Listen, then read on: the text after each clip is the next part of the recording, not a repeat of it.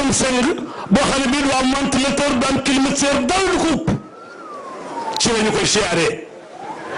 nee na li fi ñëw ci jëm ci Serigne Touba laal ko dajji gaalu jàmbur laay wele lépp Serigne Touba moo ko moom naa ko delloo ci l'islam loolu Cheikh Sidi Mokhtar def Mbakke yàlla fi yàgg lool te wér loolu nag la bëgg la suuxat ba l'islam bi daje fi tey mu toog jàkkaarloo moom waaye mu yebal rakkam gi tedd ji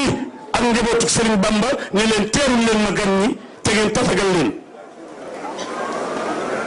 kon yéen Cheikh Sidi Mokhtar la ma waxoon boobu sëñ Maodo bu àlla jab bi ñëwee ni Sénégal jàmm rek a fii xew ne dara du tàkk ñu jàmm rek ñu baax ñi fi jiitu liggéey nañ ko ba yàlla may leen ko te Cheikh Sidi Mokhtar ne yàlla du maye di nangu net buy wéeru ci yàlla ne yàlla rek a dul daanu ne wóolu ak ragal bu ko def kenn ku dul yàlla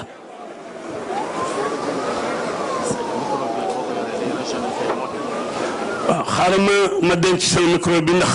ñëpp damaa bokk te dama faa féete bu tu rek ñu damay def la daa ko xaaral gars yi dañu ko denc loo rahim alhamdulillah wassalatu wassalamu ala mawlana rasulillah wa ala alihi wa sahbihi wa man wala سماحة الشيخ محمد البشير نائب الشيخ الخليفة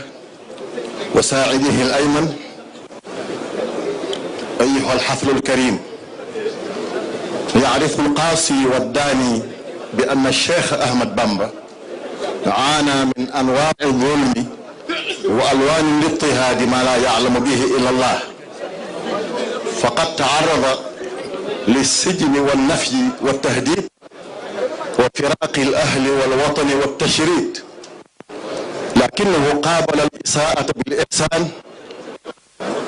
والظلم بالعفو الجميل والعرفان استمع إليه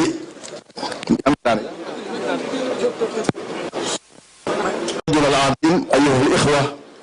لم يكتف بالعفو فقط لكنه قابل الظلم والسجن والنفي والتغريب بتوجيه الشكر إلى ربه وجعل حياته المباركة أقواله وأفعاله وأحواله كلها شكرا لله سبحانه وتعالى يقول كليتي شاكرة بلا شمات عصمها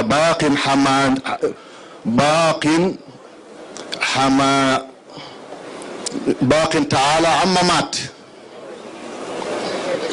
كليتي شاكرة بلا شمات عصمها باق تعالى عما مات يقول قلبي ولساني وجميع جوارحي نعم إلهنا السميع إنه يشكر ربه في جميع أيام سنة لك شكور ربي من محرم لختم ذي الحجة ختم الحرم لكنه يشكر ربه شكرا خاصا في هذا اليوم المشهود وبهذا المستوى غير المعهود يقول واجهتك اليوم بشكر لا يرى عند سواي ولغير لم ما يقول فن الشيخ سيد المختار kilifa gu dal Cheikh Sidi Mokhtar kilifa gu jàpp njaamuram Cheikh Sidi Mokhtar kilifa gu bëgg jàmm ndax jaboot jàmmay mbokkam Cheikh Sidi Mokhtar ci jëf yu rëy yi ak wax ju néew ji Cheikh Sidi Mokhtar ki bëggal l'islam bennoo ak jàmm bëggal Sénégal tam naataange ak jàmm nit su ko yàlla joxee lu ñëpp bëgg day boole ñaar da koy téye ba mu dëgër waaye di sant moom la yàlla waxoon Moussa inni istafaytuka ala nnaasi bi risalaati wa bi kalaami fa xud ma aataytuk wa kun min ash-shakirin loolu Cheikh Sidi Mokhtar def gis ngeen naal yu rëy jumaay Touba jumaay Masalikul Jinaan université Cheikh Ahmad Bamba ak dimbali jaami yàlla yi yéen ñëpp xam ngeen ne Cheikh Ahmad Bamba bis bii nag la coono ba tàmbali woon mu daj loo xam ne yàlla rek moo ko xam waaye mu jéggale jëlale te ab sang day jéggale day jëlale mu ne nañ ma santale yàlla ànd ak ñoom lam doon wax koo yokk lam doon jëf da koo yokk mbindam dafa yokk ay taalibeem yokk léppam yokk moo tax bis bi mu ñëwee Cheikh Seydil Mokhtar yëkkati kàddoom woo ñëpp waaye ñëpp wuy si ñu ndaxte kilifa diinu yëpp a ngi toog te maa ngi ciy ñëw léegi waaye ci yàlla jiital ci réew mi yabal ñëwoon na waaye yàppale na muy jëwriñ ji yor biir réew mi muy Aly Ngouille Ndiaye ma nga ne toog Serigne Bachirou mi nga xam ne su ma noppee damay jox kàddu gi monsieur Aly Ngouille Ndiaye bu noppee Serigne Mountakha tontu ko Serigne Bachirou door a waxtaan ak yéen kon ñu xam le ne noonu la jotaay bi demee Serigne bi nee na mi ngi dalal jàmm mbokkam ya bàyyi koo ca alxadara al malikiya te Serigne Mansour Sy Ad-Dabakh jiite ko ak sëñ Sidi Ahmad Habib Mansour ak imam Youssoufa Diop yeesal nag njaalum l'islam gépp waaye rawatina Touba ci ñaari ñu mag ñu ñu ñàkk muy Cheikhul Maktoum ak Cheikhul Amin yàlla na yàlla dolli leen ay leer al usra al omariya def nañ nañu daan def Serigne Cheikh Tidiane Tall ak Thierno Nourou ak mbooloo ñëw nañu Njaasaan sëñ bu xalifa mi ngi toog ak sëñ Mouhamad Kunta ànd ak mbooloo. أعوذ بالله من الشيطان الرجيم بسم الله الرحمن الرحيم السلام عليكم ورحمة الله تعالى وبركاته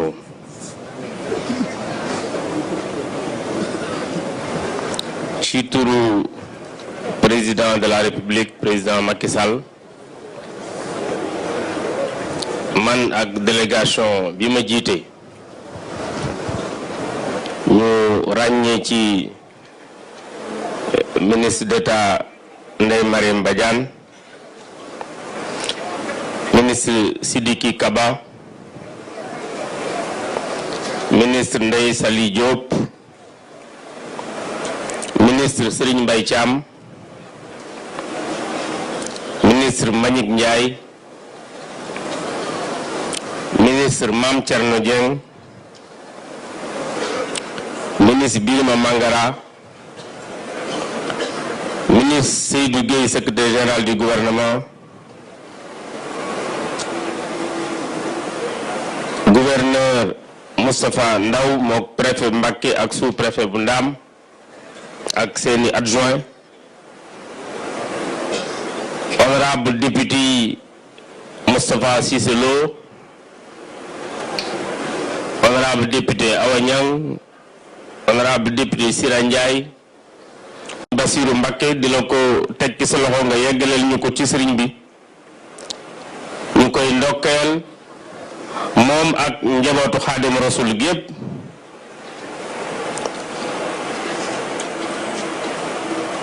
di ko ñaanal mu yàgg fi lool te wér ñu di ko ndokkeel ci bés bii nga xam ne moom la suñu boroom tànnal Serigne Touba ñoo ngi nuyu mbooleem ñi fi teewal këri diine yi Sénégal yépp di nuyu également corps diplomatique bi ak fu ñu mënta jógee ñu teewal fi seeni réew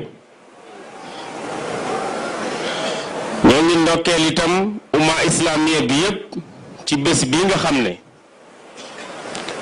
li ko ci borom bi defal moom Xaadim Rasul ci ay xéewal ak njëriñ yuy defar suñu àdduna ak suñu alaxira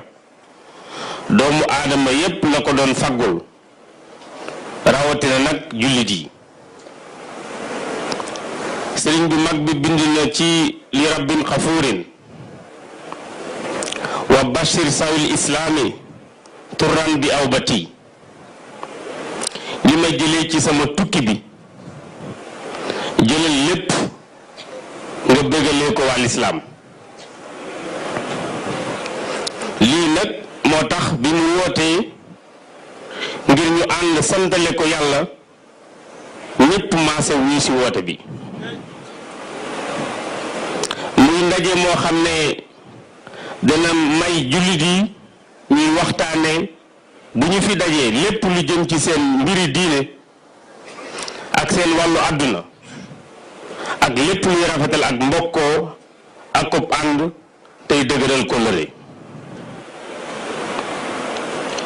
màggal gi nag xew-xew la boo xam ne saa yu yëgsee danañu jox bind ci njëriñu gëm yàlla ak wéetal ko, danañu jox itam bind ci njëriñu liggéeyal yonent bi ak diine lislaam, waaye danañu jox itam bind ci taxawaay ak yitte ji nga xam ne képp ku ko bëgg sam réew ak saw askan war nga ko am, ndax jihaad ju réy la ji nga xam ne maam borom Touba doon na ko def ci biir yoonu géej gi, mandargaal na taxawaayu sëriñ bi ci wàll yi ñu wax léegi. waaye li ko ci yàlla fayee itam war na soññ ñëpp. kon nag jërëjëf sëriñ Touba, waaye jaaraama njaboot gi ko wuutu gannaawam sàmmal ko liggéey bi bu mu egsi ci yéen, ngeen ànd yor ko tey yoreen bu rafet. sëriñ bi li ko yàlla may ci weeru safar bi ba tax bu weer bi teroo ba bés bii di egsi fépp fu taalibe nekk mi ngi koy màggal. kon ñoo ngi jaajëfal mbokki taalibe yépp ci seen taxawaay ci sant gi ñuy santale Serigne Touba. Serigne bi ñoo ngi leen di jaale mbokki taalibe yi nga xam ne yéene woon yëgsi ci bés bi te yàlla def yëgsi wuñu, muy ndogalu yàlla. lii firndeel taxawaayu taalibe yi mooy jàngat bi nga xam ne bi comité d'organisation bi def na ko bu yàggul rendre ko public. ñu xayma li màggalu Touba di indi ci koomu réew mi mu toll 200 ak juróom fukki junniy milliards ci koomu Sénégal. loolu nag muy wàll bu am solo ci li ñuy wax produit intérieur brut bi. jàngat boobu dafay wane yokkute gu am solo at mu ne, waaye di feeñal ay bunt yoo xam ni secteur privé Sénégal war na ko mën a exploiter ba Touba du doon rek fu ñuy consommer, waaye nekk tamit foo xam ne fii dinañ fi produire lu bari loo xam ne lii day nekk soxla ci bésu bii ci màggal gi. feeñal tamit gunge wala dabu bu secteur privé war a def ci dëkk bi. sëriñ bi 2012 bi président Macky Sall ñëwee ziar la gannaaw bi nga ko tegee ci bopp réew mi, da nga koo digaloon mu jàppale baykat yi te dimbale néew ji doole yi.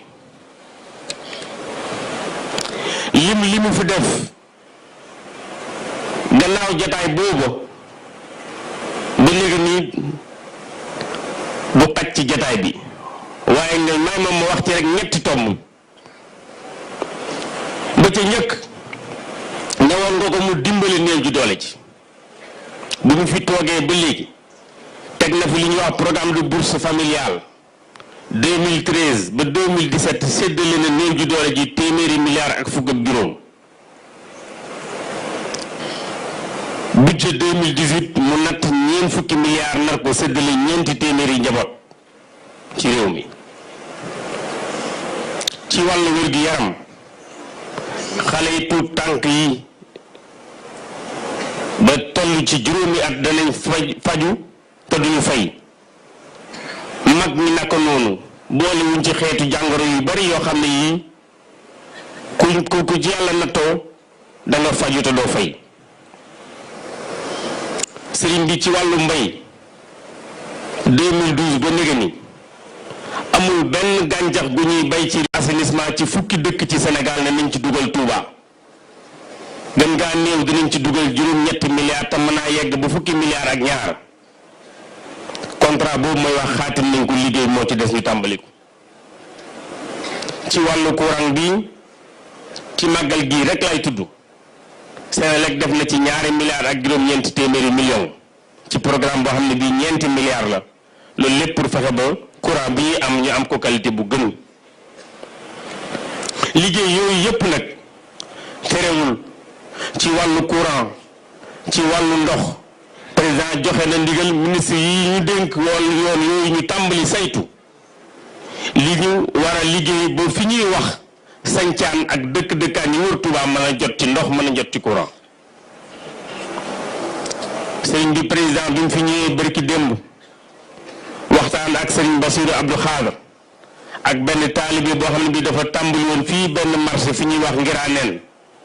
président woo ma jox ma ci ndigal ne ma liggéey ci képp koo ci war a liggéey pour que marché bi taxaw marché bi bu yeggee dana mat juróom benn junniy place yoo xam ni commerçant yi danañ ci mën a dem sëriñ bi sëriñ Touba Xaadimu Rasuul wax na ci xasida bu tudd al jazaa'u iqsaan lil xuddami fayu ñi may liggéeyal ku ma liggéeyal dara yàlla na nga ko jéggaleel ay bàkkaaram te dugalal ma ko aljanna loolu ci la président Macky Sall sax ba li mu yéene Touba ñàkk koo man rek moo ko koy teree def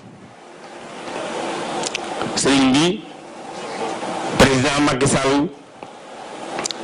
jox na ma ndigal ñu tàmbali waxtaan ak ñépp ñi nga xam ne ñi dañoo séq ak ñoom langue politique bi ci ñuy saytu élection yi ñu génn tey gan ñi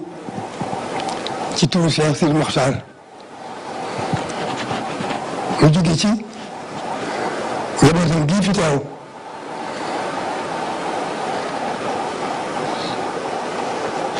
ñun fii teew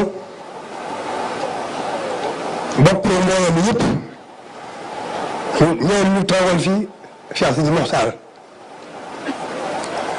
kon ci biir loolu loolu sant bu baax gan yu baax yi nga xam ne teew ñëw nañ fi te ndaw yi président de la République jiitu ci loolu ñu ngi dégg loolu Amadou Ngoye Ndiaye mi nga xam ne moo jiite ñi kilifa di yabal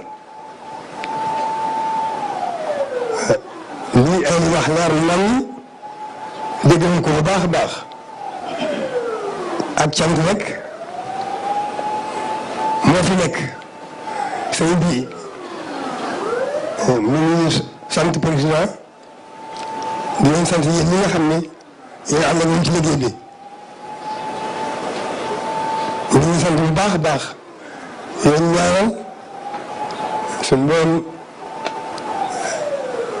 sàmm leen te kàttan na leen bu ngeen mën a àggal seen yéen ak président yéen ji nga xam ne yéen a ko ci bëggoo liggéey réew mi ñëpp bokk ñu ngi sant ci woon baax na Cheikh Bass ngay ubbi ay kàddu yi ngay jiite rek waaye li ci lépp dama ko bàyyi Cheikh Bass yaa ngi xam Bachir kon gannaaw kàddu yooyu ñu ngi jëm ci ndaw président yi fi nekk maa ngi ñaan mu jaar kàddu yi gannaaw boo xamee ne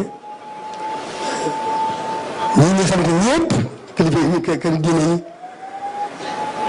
yi di sant ñëpp ñi nga xam ne ñoo taxawaay diine yi di leen sant ci seen yitte ju war sëkk ñooñu ñi nga xam ne am nañ ko yitte ci bis bi ngir borom bis bi ñu ngi sant ñëpp di leen gërëm te xamal ne waxtu woo noonu gën a fas yéene fàttali wala lislaam bu ñu fekk gannaaw loolu itam nag maa ngi ñaanoon jëmale kàddu yi ci bokki taalibe yi sama bokki taalibe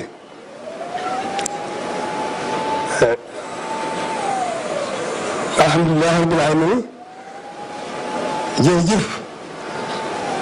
mbokki taalibe yëpp ak ñi nga xam ne bis bi moo leen tax a jóg ngir borom bis bi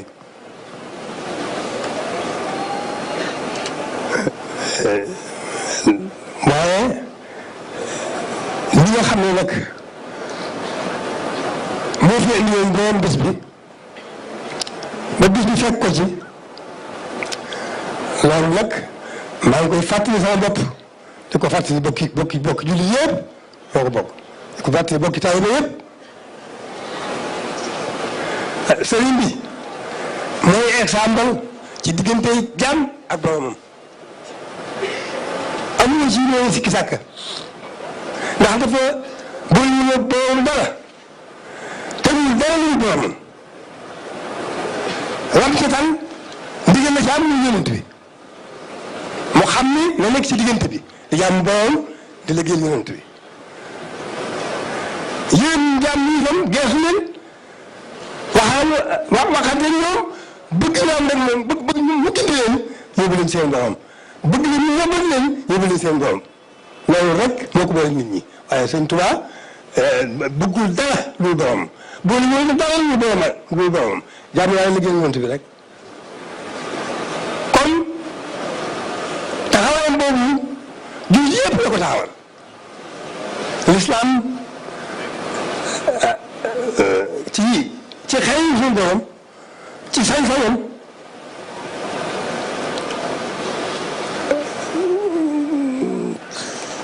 ñu lislaam doxe tàmbalee ko ci sang bu baax ba ak ñi mu àndoon ñu ànd ak moom ànd bi mu sëkk daa def ci teraanga ci àdduna ci luy defar àdduna dara def ci loo xam ne ñoo defar àlaxira waaye lislaam jaar na ci ay xas yu bëri yu metti loolu nag dara mënuñu ko ñu doy di doomu aadama rek waaye du ñu ñumbule yonent bi xam ne def na waroon na lépp alxuraan la fi bañ ñu dara su ma mënoon bay ñu dara lu naaw la kon ñu ci nekk doomu doomu aadama rek fi nekk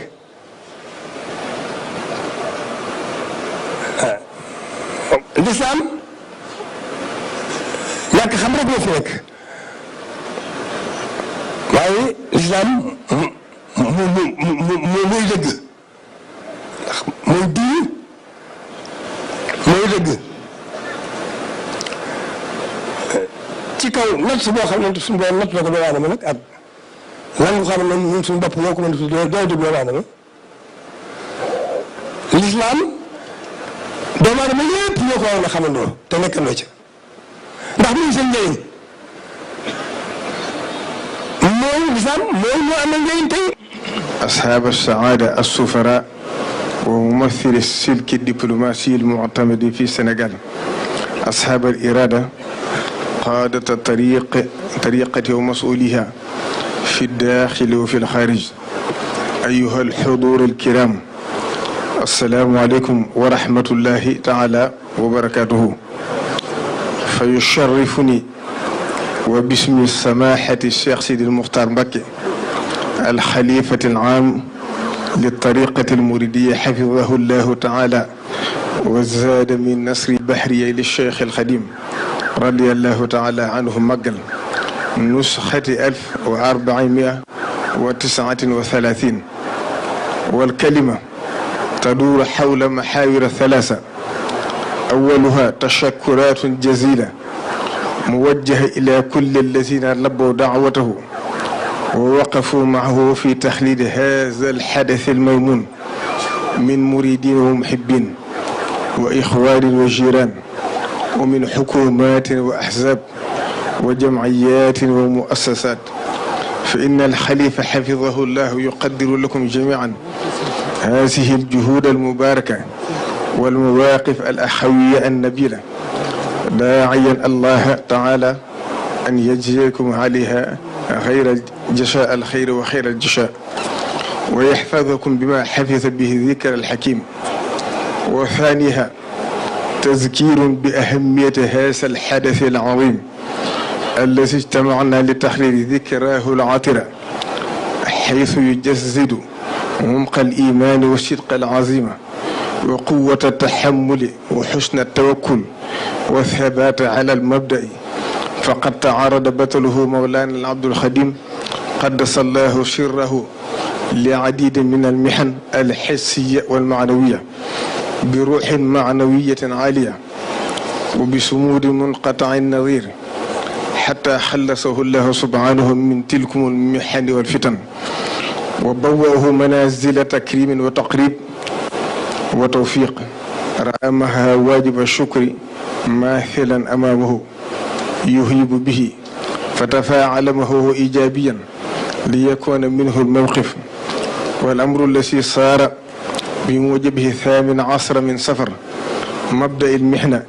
يوما يحتفل به ملايين من البشر في مدينة هذه طوبى المحروسة وفي مناطق أخرى عديدة من العالم، شكرا لله تعالى على منح المعان التي صار بها شيخنا الخديم قطبا ربانيا محفوفا بعناية وتخصيص إلهيين مكناه من الظفر بالانتصار الحقيقي الذي أنصاه الغربة وتداعياتها. فشكر مولاه جل وعلا بعد أن عفى عمن تسببوا فيها عفوا نتج عنه تحول العدو إلى حافد يخطب وده باستمرار ويسترضيه بالنفس والنفيس، في واقع يقول لسان حاله للجميع لمثل هذا فليعمل العاملون وفي ذلك فليتنافس المتنافسون. وثالثها توجيه للمريدين ونصيحة لصائر المسلمين من الخليفة الشيخ سيدي المختار حفظه الله، يتلخص في بيان أهمية الكلمة وخطورتها التي ينبغي التنبه لها والتنبيه عليها. فالكلمة لها أثر مادي عظيم وثقل روحي خطير، حيث يدخل بها العبد في الإسلام ويخرج، وبها تستحل الفروج وتحرم، وبها يجلد القاذف، وبها يؤمر بالمعروف وينهى عن المنكر، وبها يقرأ القرآن ويشبه الرحمن، وبها تستعيل الحروب وتتوقف، وبها ينعقد البيع وينفسق، وبها يرفع أقوام ويحط آخرون، كما وردت أحاديث نبوية عديدة تؤكد هذه الخطورة. منها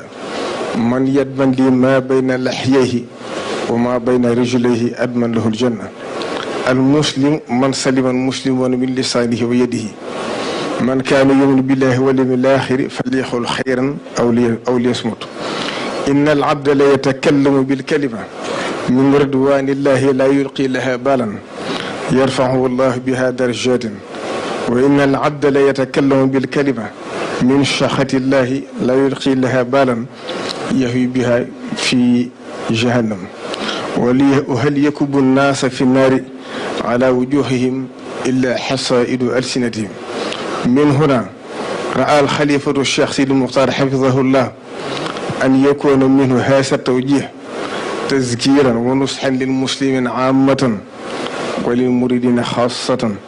بضرورة حفظ ألسنتهم والاحتراس من آفاتها التي كلها مشارع هلاك وعوامل دمار، ومن أخطرها الوقوع في أعراض الناس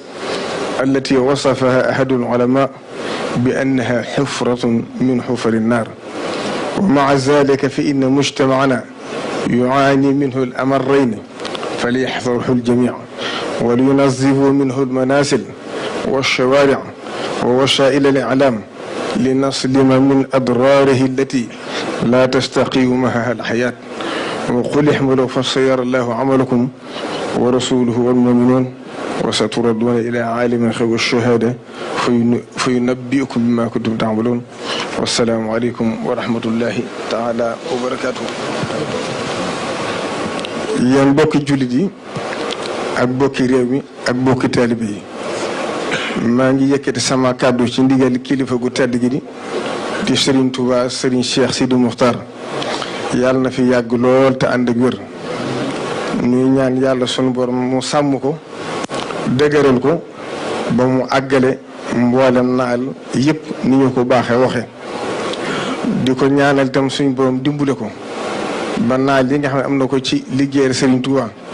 te muy loo xam ne adduna sëpp tëg nañ seen bët muy kilifa goo xam ne foo ko gisee rek sa xel dellu ci yàlla foo ko gisee rek nga xam ne mat na sëkki jotaayu Serigne Touba yàlla na fi yàgg loolu te ànd ak wér. ñoo ngi koy jot li ci turam di ko jot li ci turay jëwriñam ji tedd ji di nga xam ne moo Cheikh Mouhamadou Mountakha Mbacké ibnu Cheikh Mouhamadou Bachir nga xam ne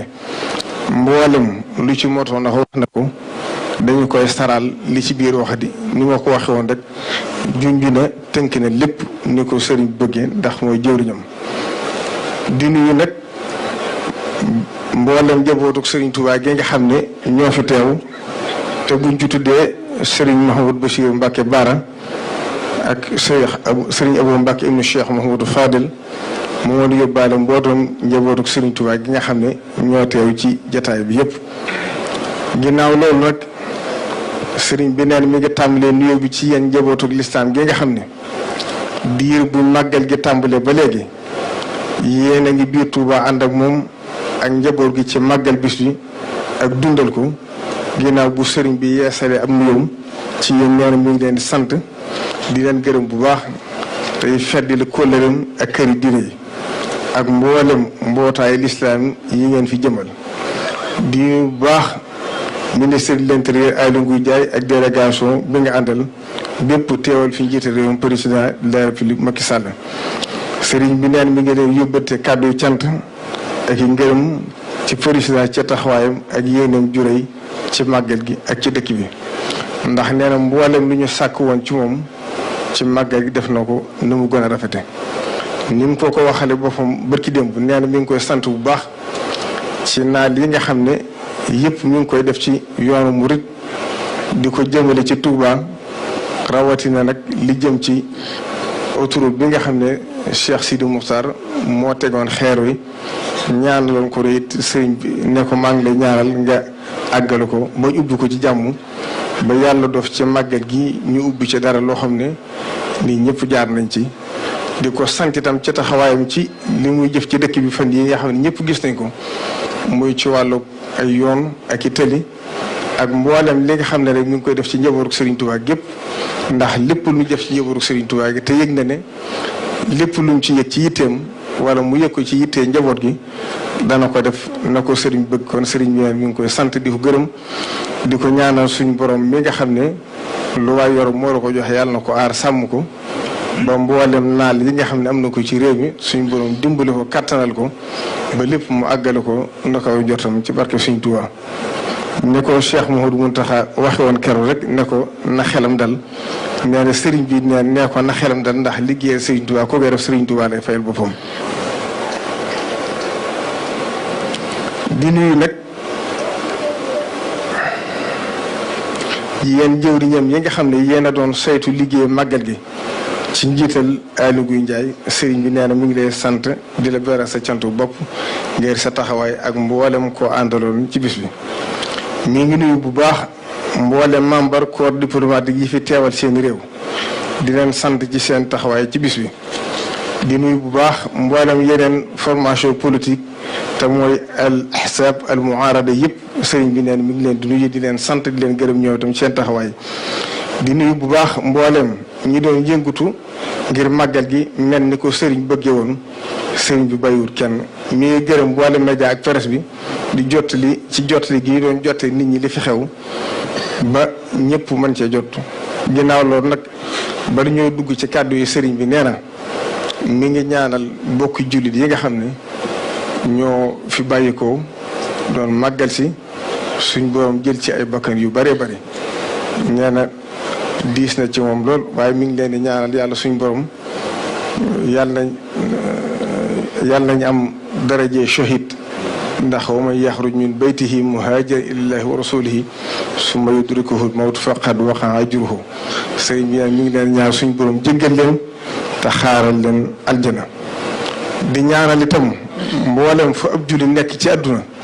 tañ di ko noot fa mu nekk sëriñ bi nga koy ñaanal ci yàlla suñu borom yàlla na ko suñu borom teggal natt woo ba mu jeex. gannaaw loolu nag sëriñ baa ngi dellu si ngir kàddu yu fàttali yu mu baaxoo def ci jataay bii mu di kàddu yu fàttali ak soññee ñaare li mu ci jiital mooy li nu bokk nu ñëpp ñu njabootu lislaam gi te loola moo de nu gën a boole sunu bopp ak gën a góorgóorlu bu baax ci lépp luy dëgëral ak rafetal sunu ànd te moytu lépp lu koy xajamal ak lu mën indi ba xàjjali ko ci sunu biir amalan bi xawlil mawla subhanahu wa'tasimu bi hablillahi jami'an wala tafarraqu wala tanaza'u fatafshalu wa tashaba rihukum nee ni itam mi ngi ñaan nu delluwaat ci dundal ak yeesal doxeen wa kilifa yu baax yi daan doxe te loolu moo di lépp lu mën a yàq wala lu mën a indi fitna ci diina ji wala ci askan wi ñu di ci waxtaan ba gàttandu loolu ba du yegsi yitte jooj ñu amoon taxoon na ñu amoon cër ak wàccuwaay ci këru lislaam yu mag yépp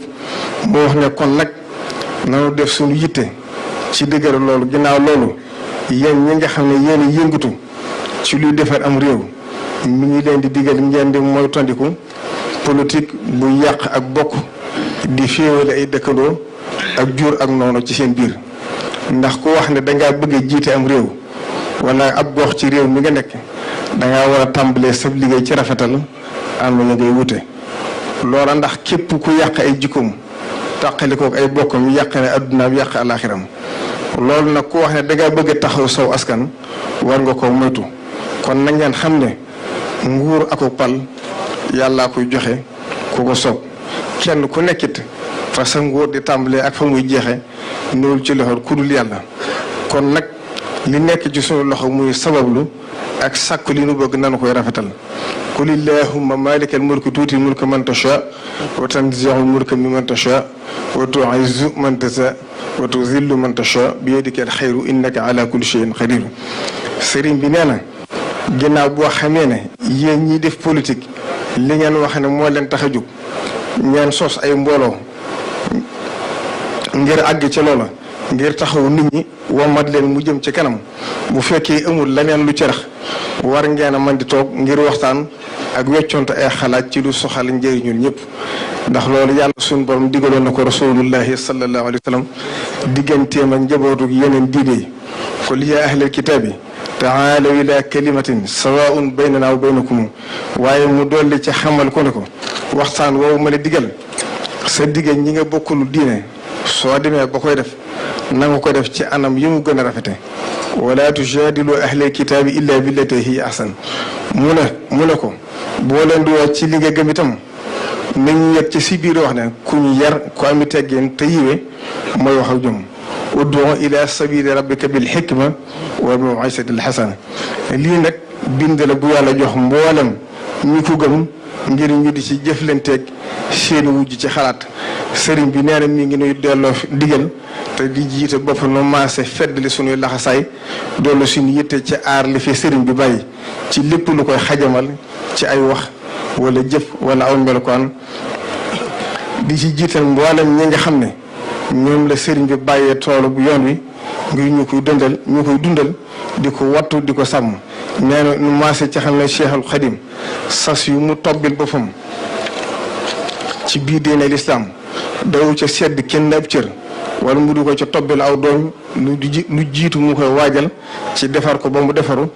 ngir xam ne bala ngaa mën a defar kenn da ngay defaru ba noppi looloo taxoon ñu mu tànn jiital leen ci kanam mbooloo yi ba ñu ko tëggatul ba dara yàquwul ginnaawam ci seen loxo la leen mayoon loola nag moo di dañoo jaaroon fa sëriñ bi jaaroon ci jàngal ndaw ñi leen war a wutu ci seen ginnaaw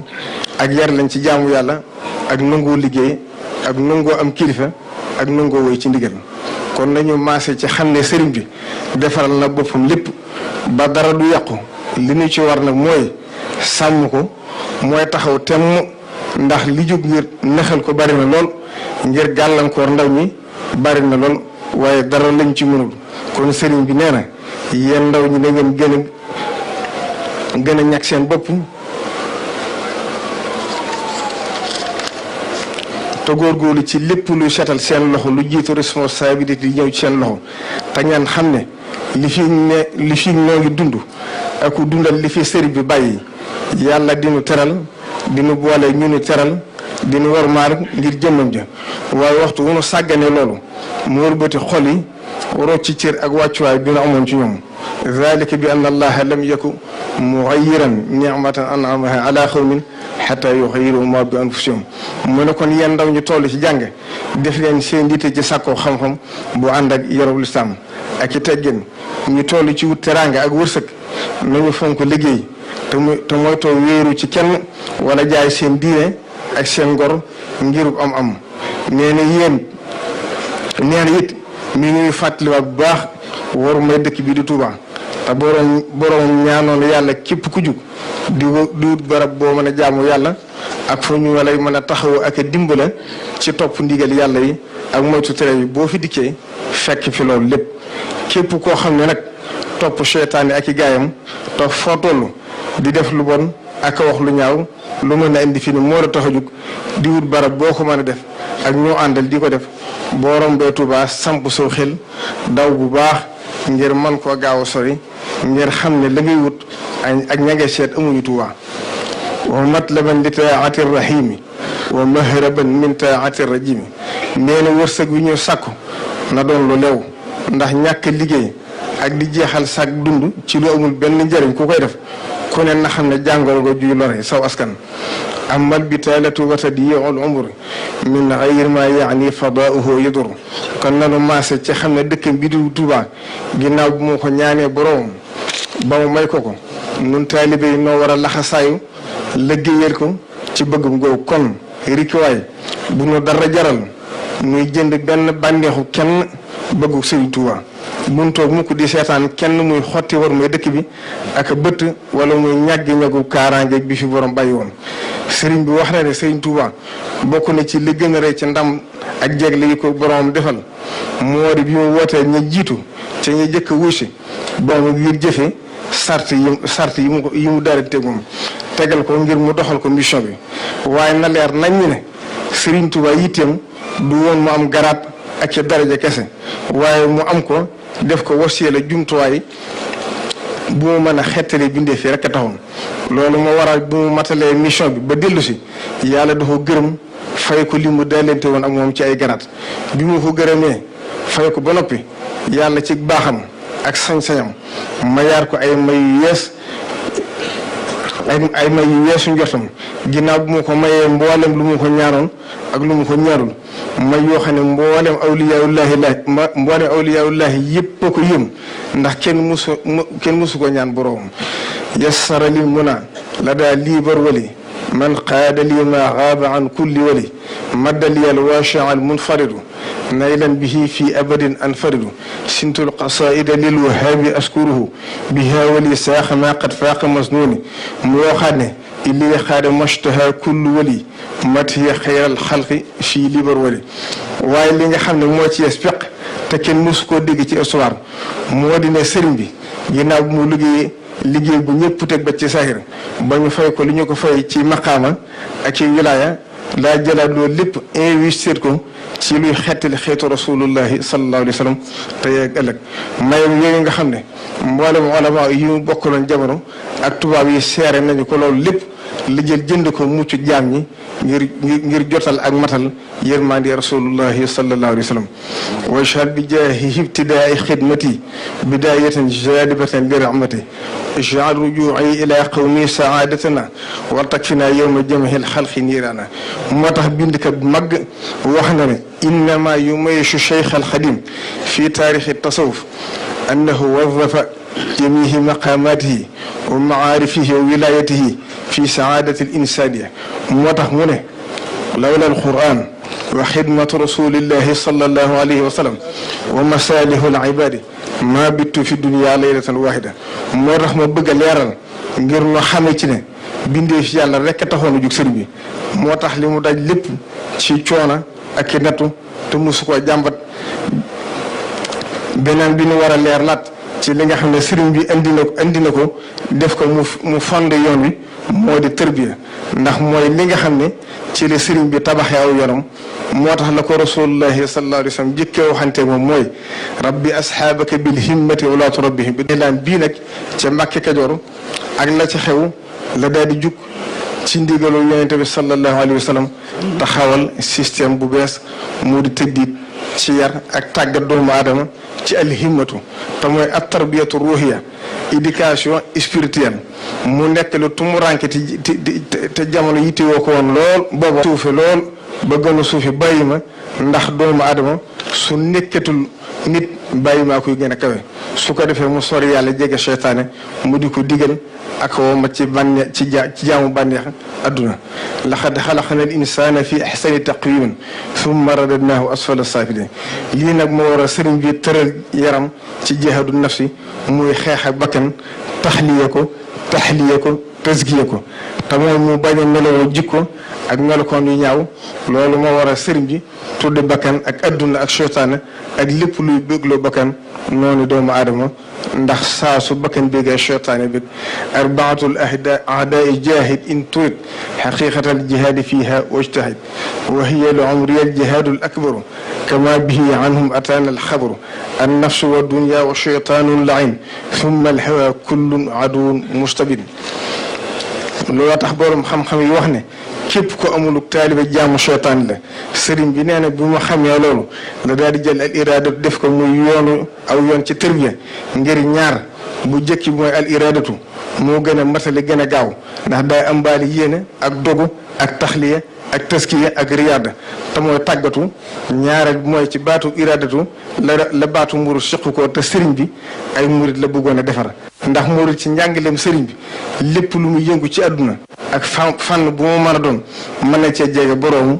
mën na cee jubóog boroomu ci kaw ñu tàggat ko ci système iradatu murid dëgg nag manam ak xam-xamam ak am lépp yàllaa ko